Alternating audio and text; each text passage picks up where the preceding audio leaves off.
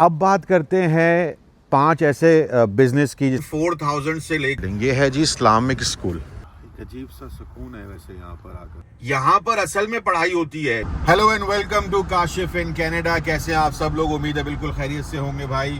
आज की video start करते हैं। अभी जुम्मे का दिन है भाई, जुम्मा पढ़ने हम लोग जा रहे हैं, मेरे साथ फैमिली भी है, तो हम लोग जुम्मा पढ़ेंगे। आपको मैं 2 चीज़ें बहुत इंपॉर्टेंट जो मुझे क्वेश्चंस आ रहे थे, तो 2 टॉपिक मैं इस वीडियो में कवर करने की कोशिश करता हूँ। एक तो ये कि जो इस्लामिक स्कूल्स हैं और जो पब्लिक स्कूल्स हैं उनका डिफरेंशिएट आपको इंशाल्लाह बताता हूँ। और दूसरा बहुत इम्पॉर्टेंट 5 ऐसे टॉपिक्स हैं, 5 ऐसे बिजनेस हैं जिसमें जो है इन्वेस्टमेंट ज़ीरो है या बहुत ही कम है। जो भी कनाडा आ रहा है वो इन 5 बिजनेस से स्टार्टिंग कर सकता है। आज मैं आपको बताऊंगा, बहुत इंटरेस्टिंग वीडियो होने वाली है, एंड तक ज़रूर देखिएगा। तो फिर आ जाए जी। अल्हम्दुलिल्लाह मस्जिद पहुंच गए हैं और ये रहा मस्जिद का एंट्रेंस और ये है जी इस्लामिक स्कूल, अल फलाह स्कूल। यहाँ पे जो है ना सारा इस्लामिक जो है टीचिंग होती है, सब कुछ इस्लामिक है यहाँ पर। और ये देखें वॉलंटियर्स यहाँ पे खड़े होते हैं। ये सारी पार्किंग है और ये मस्जिद है यहाँ पे ना। ये देखें ये आपको गाइड करते हैं और ये फ्री ऑफ कॉस्ट ये लड़के सारे यहाँ पे खड़े होते हैं, अल्लाह की रज़ा के लिए, यकीन करें। अच्छा, ये मस्जिद इस तरह की थी नहीं, लेकिन आपको मैं यकीन दिलाता हूँ कि जो फंडिंग हुई है ना इस मस्जिद को, उसके बाद जो मस्जिद में ये सारी इन्होंने पार्किंग वगैरह की है, ब्रावो, बहुत अच्छा किया। तो बस हम पहुँच गए हैं, पार्क करते हैं, अंदर चलते हैं, नमाज पढ़ते हैं, फिर आपसे मिलते हैं। ये देखिए जी मस्जिद है ये, माशाल्लाह देखिए कितनी खूबसूरत लगी। फ्लावर्स वगैरह ये अभी रखे इधर। सो दोस्तों, ये जो बिल्डिंग आप देख रहे हैं ना, ये पूरी बिल्डिंग ये है जी इस्लामिक स्कूल। अब ऑब्वियसली इस्लामिक स्कूल जो है उसकी फ़ीस होती है, ये फ्री नहीं है जैसे पब्लिक स्कूल जो हैं ये फ्री होते हैं यहाँ पर ना। लेकिन इस्लामिक स्कूल की ऑब्वियसली फ़ीस होती है। मैं आपको कोशिश करता हूँ कि इस पर्टिकुलर इस्लामिक स्कूल की कोई फ़ीस वगैरह अगर मुझे मिले ऑनलाइन वगैरह तो मैं आपको बताऊँ। ये है जी 391 बर्नम थ्रोव रोड, ईस्ट पे है। अगर कोई यहाँ करीब में रहता है तो आ जाए और आकर देख ले, ठीक है ना। ये देखें पूरी बिल्डिंग है, पूरी बिल्डिंग है, देख रहे हैं आप लोग जी। अभी मैंने आपको दिखाया इस्लामिक स्कूल, तो जो बड़ा डिफरेंस है इस्लामिक स्कूल और पब्लिक स्कूल का वो मैं आपको समझाता हूँ। ये मैंने कुछ पॉइंटर्स लिख लिए हैं। अच्छा, जो इस्लामिक स्कूल की एजुकेशन है ऑब्वियसली वो पब्लिक स्कूल की एजुकेशन से डिफरेंट होती है। इस्लामिक स्कूल जो है मोस्टली वो 8वीं क्लास तक ही होते हैं। उसमें इंग्लिश, मैथ, नॉर्मल एजुकेशन के साथ साथ इस्लामिक स्टडीज़ भी पढ़ाई जाती हैं, आपकी दीनी तालीमात भी दी जाती हैं, बिल्कुल दी जाती हैं।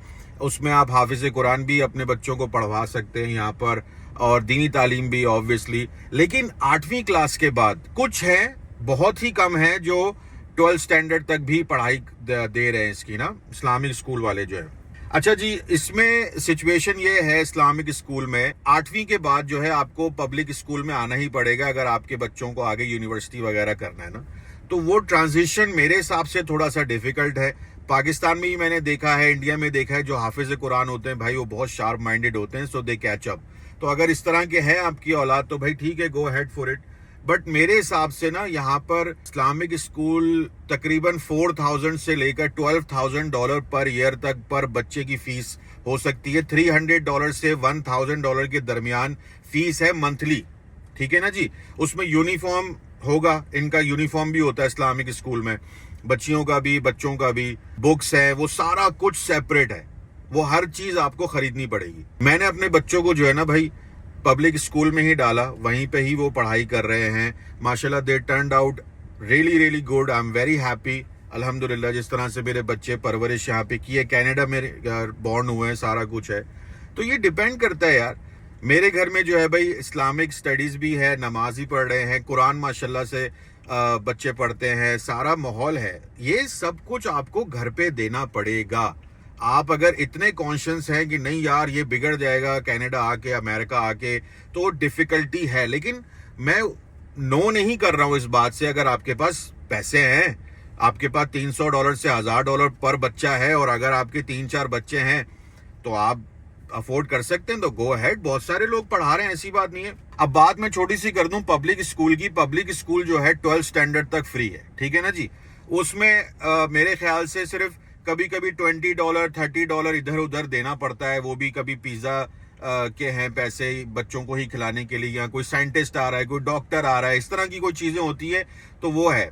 और जहां तक सवाल है कि वो एजुकेशन, अगर हेल्थ एजुकेशन जो बॉडी चेंजेस और ये सारी चीजें हैं, उसमें कंसेंट चाहिए होता है, पेरेंट्स का भी कंसेंट चाहिए होता है, ताकि बच्चे को भेजना है नहीं भेजना, उस पीरियड में आपने निकालना है, हेल्थ क्लास में नहीं बिठाना है आपने, क्योंकि अर्ली एज से ये लोग सिखा रहे थे, बड़ा प्रोटेस्ट भी हुआ था। तो अगर ये सब नहीं करना है तो यार ठीक है, आप बच्चे को जाके लेकर आ सकते हैं, लेकिन अगर आप चाह रहे हैं कि यार वो सीख ही ले, क्योंकि मैं समझता हूं कि जितना हेल्थ के बारे में, अपनी बॉडी चेंजेस के बारे में बच्चे को खुद पता होगा ना, तो वो खुद ही सब कुछ उन चीजों से अवॉइड करेगा। हमारे वहां पे देखिए ना किस तरह का गंद मचा हुआ है, ठीक है ना, कभी कुछ हो रहा है, कभी कुछ हो रहा है छोटी बच्चियों के साथ, you know what I am saying, right. तो यहाँ पे अगर बच्चों को पहले से ही पता है कि यार ये बैड टच है, ये गुड टच है, तो इसमें गलत क्या है? मुझे समझ ही नहीं आ रहा किस बात का प्रोटेस्ट हो रहा है।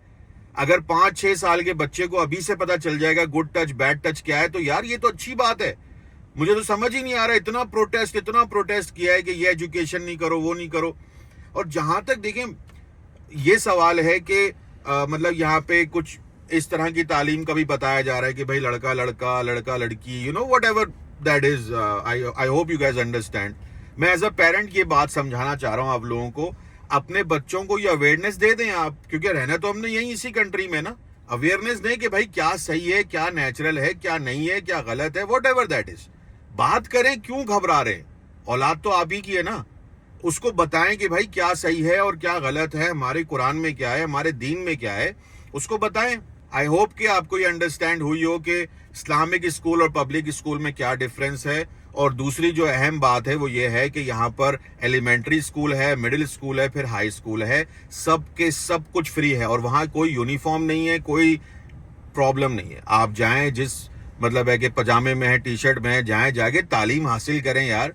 हमारे वहां तो जोकर बना देते हैं, यकीन करें, 2-2 यूनिफॉर्म खरीदो, किताबें खरीदो, उसकी बुक पे वो चढ़ाओ, कवर चढ़ाओ, क्लास वर्क अलग है, होमवर्क की किताब अलग है, गंद मचाया हुआ है। यकीन करें, पढ़ाई को बिजनेस बनाया हुआ है बैक होम में।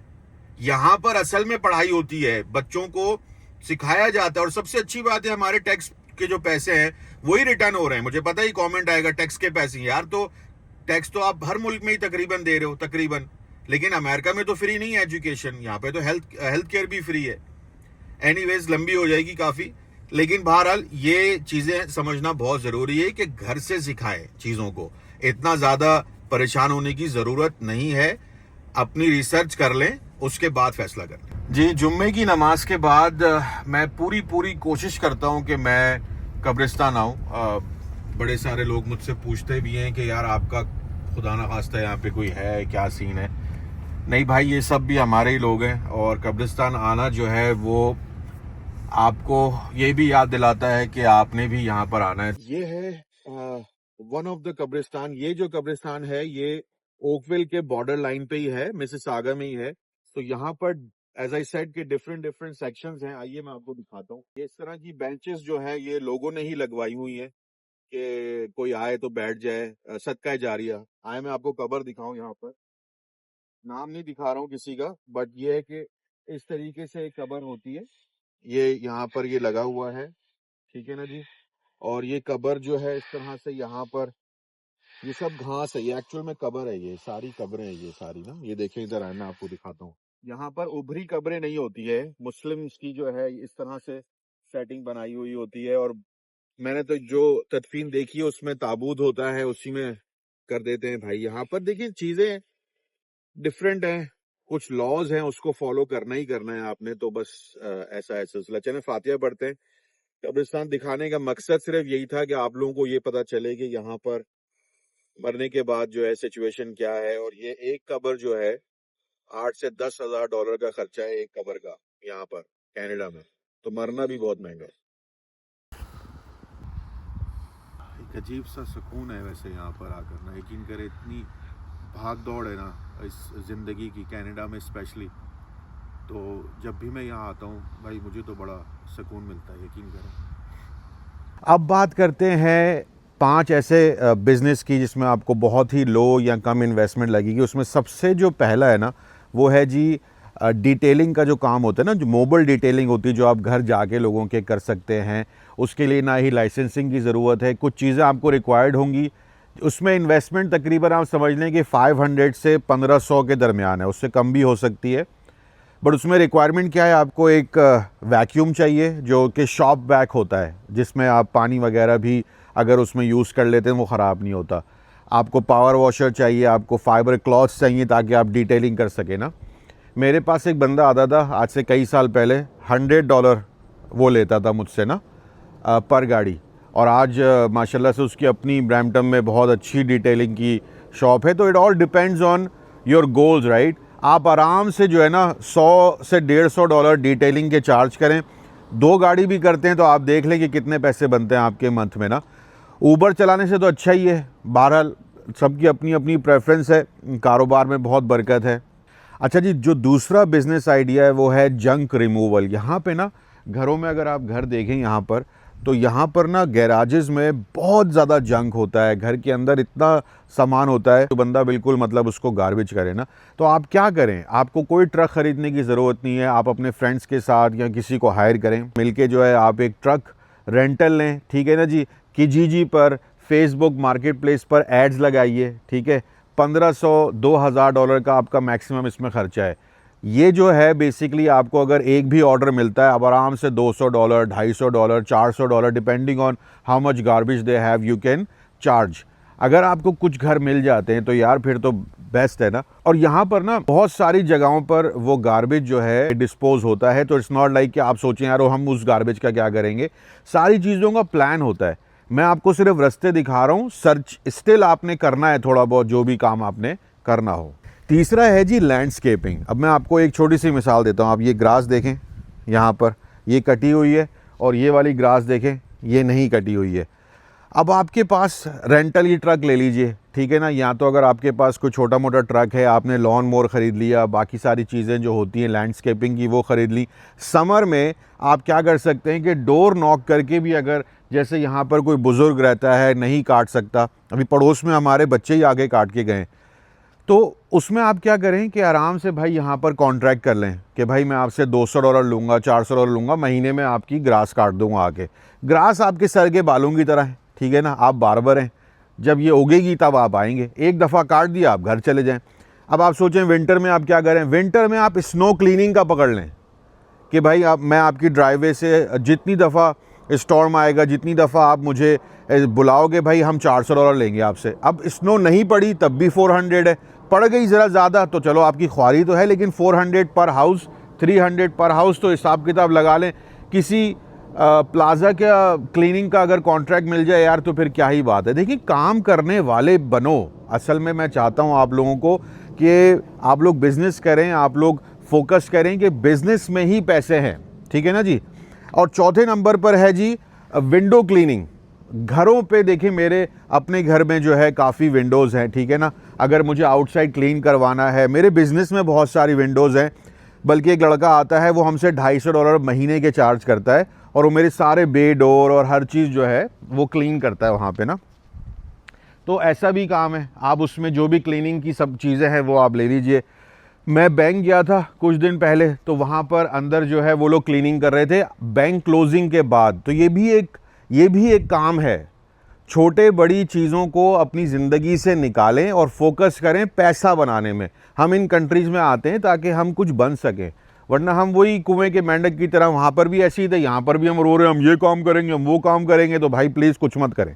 पांचवा जो है ना, जो मैं समझता हूँ कि सबसे प्रॉफिटेबल काम है, यहाँ पर आप होम क्लीनिंग का काम पकड़ सकते हैं। उसमें होता क्या है कि तकरीबन $300 to $500 आपके लगेंगे, ठीक है ना। अगर आप वहाँ पर घर पे जाके, कोई बुज़ुर्ग है, कोई भाई प्रेग्नेंट लेडी है, वो भाई उनको हेल्प चाहिए, आप जाइए, $150 $100 पर डे का चार्ज होता है, इतना चार्ज हो जाता है आराम से ना।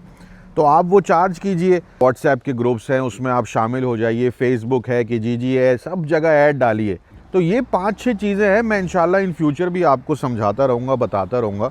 तो उसमें फ़ायदा सिर्फ यही है कि भाई आपको पता चलता रहेगा कि यहाँ पर लो इन्वेस्टमेंट और ज़ीरो इन्वेस्टमेंट से भी बिज़नेस किया जा सकता है और लाखों रुपए कमाए जा सकते हैं। जाते जाते एक और चीज़ बता दूँ, हैंडीमैन क्या होता है कि घर में भाई आपका बल्ब ख़राब है, घर में आपका ओवन नहीं चल रहा, आपने एक kijiji पे डाल दिया, भाई मैं सारे काम करता हूँ, वॉशिंग मशीन यहाँ पे ख़राब हो जाती है, तो आप क्या करें कि वो एक ऐड डाल दें और अपनी सर्विस चार्जेस ले लें, अपनी जॉब से आएँ, आके वो काम करें। मैं किसी को जानता हूँ वो यही काम करता है, आराम से $200-300 बना लेता है। वीक के बना लो एक्स्ट्रा, उससे एक्स्ट्रा में तो कोई मसला नहीं है ना, ठीक है। होपफुली वीडियो आपने एंजॉय की होगी, एंजॉय किए तो लाइक शेयर सब्सक्राइब ज़रूर कीजिएगा चैनल को। इंस्टाग्राम पे हमें फॉलो कर लीजिएगा, व्हाट्सएप पे हमारा चैनल है वहाँ फॉलो कर लीजिएगा। इतना प्यार देने के लिए, मुझे इतनी रिस्पेक्ट देने के लिए बहुत बहुत शुक्रिया। जो लोग अजीब अजीब अभी भी कमेंट कर रहे हैं, मुझे समझ नहीं आ रहा क्यों कर रहे हैं, करते रहें, जुड़े रहें, अपना ख्याल रखें। अल्लाह।